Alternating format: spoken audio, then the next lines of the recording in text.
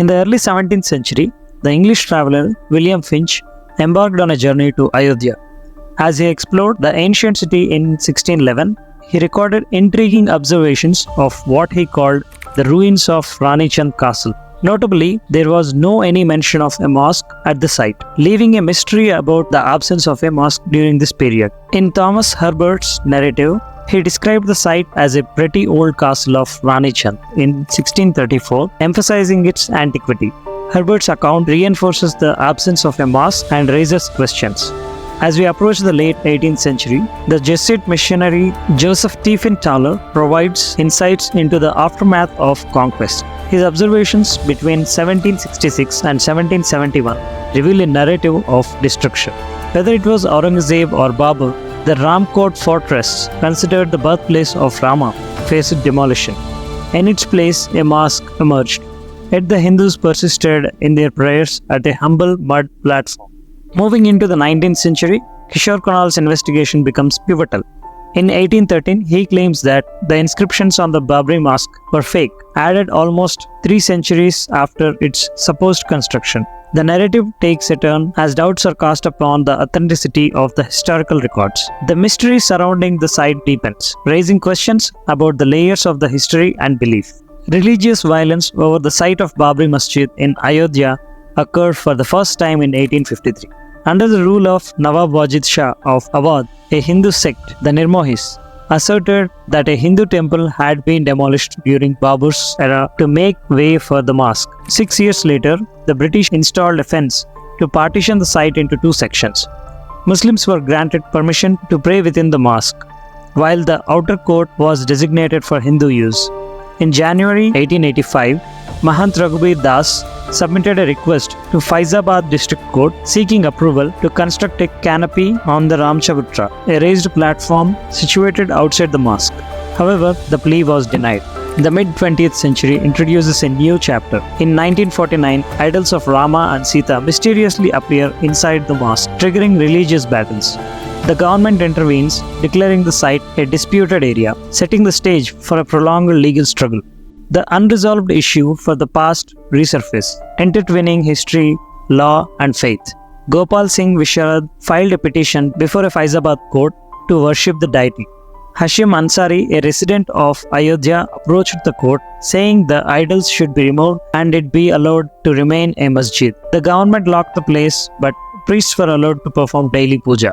In 1976-77, the Archaeological Survey of India (ASI) embarked on a survey revealing 12 pillars of the mosque made from a Hindu temple. The excavations in 2003 unearthed over 50 pillars and a temple system depicting a crocodile symbolizing a bath in the holy rivers. Terracotta remains, pillars, and inscriptions reignite debates over the historical interpretation of the site. The ASI's findings become crucial in shaping the narrative and fueling discussions around the contested history of Ayodhya. A petitioner filed a suit pleading for restoration of the property to Muslims. The Sunni Central Waqf Board filed a suit in Faizabad Civil Court declaring Babri Mosque a property of board. A committee led by Vishwa Hindu Parishad Party was established with the objective of liberating the birthplace of Lord Rama and constructing a temple in his honor. Ayodhya Court orders mosque to be opened for Hindus to offer prayers. 1986. Upon a plea by Harishankar Dubey, the district judge in Ayodhya issued an order to open the gates of the mosque, enabling Hindus to worship there. In response, Muslims formed the Babri Mosque Action Committee in protest. In compliance with the court's directive, the government under Rajiv Gandhi ordered the unlocking of the gates of Babri Masjid. Prior to court's decision, only a Hindu priest had the authority to conduct an annual puja. Following the verdict, all Hindus were granted access to the site, leading to the mosque assuming a dual role as a Hindu temple. Vishwa Hindu Parishad initiated the construction of Ram Temple on the adjacent land to Babri Masjid. Justice Diyoki Nandan Agarwal, former VHP Vice President, filed a case requesting the relocation of the mosque. Subsequently, 4 pending suits in the Faizabad court were transferred to a special bench of the High Court.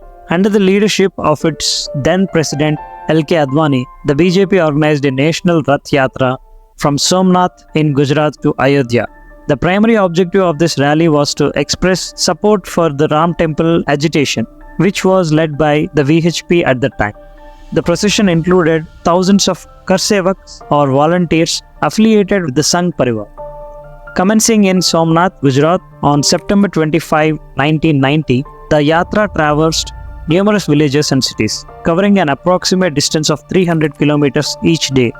L.K. Advani leading the Yatra frequently addressed as many as 6 public rallies in a single day. On October 23, 1990, then Prime Minister V.P. Singh granted authorization to Lalu Prasad Yadav, the Chief Minister of Bihar, to arrest L.K. Advani. The then BJP president was taken into preventive custody as his procession crossed the border between Uttar Pradesh and Bihar.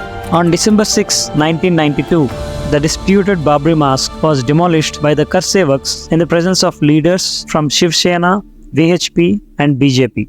The destruction of mosque triggered widespread communal riots throughout the country, resulting in the loss of at least 2,000 lives during the violence. In 2003, the Archaeological Survey of India ASI surveyed the disputed site and reported evidence of a significant Hindu complex beneath the mosque.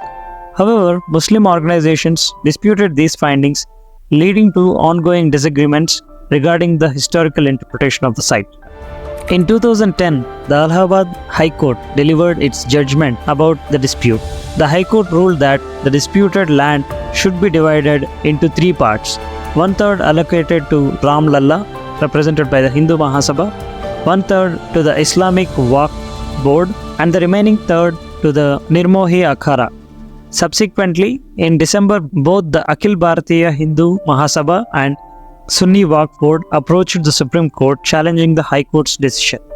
All 3 parties, the Nirmohi Akhara, Ram Lalla Virajman and Sunni Waqf Board, appealed against the Allahabad High Court verdict. The Supreme Court stayed the High Court order of splitting the disputed site in 3 parts.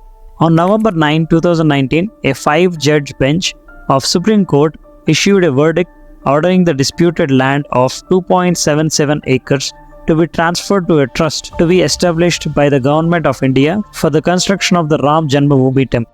Additionally, the court directed the government to allocate an alternative 5 acres of land at a different location to Sunni Waqf Board for the construction of a mosque. The trust formed for the construction of the Ram temple was named Sri Ram Janmabhoomi Tirth Kshetra. Finally, the story concludes with the inauguration of the Ram temple on January 22, 2024 by the Prime Minister Narendra Modi. The event marks a new chapter symbolizing the culmination of centuries-old aspirations, legal battles, and cultural narratives as Ayodhya embraces a new era with the towering presence of the Ram temple.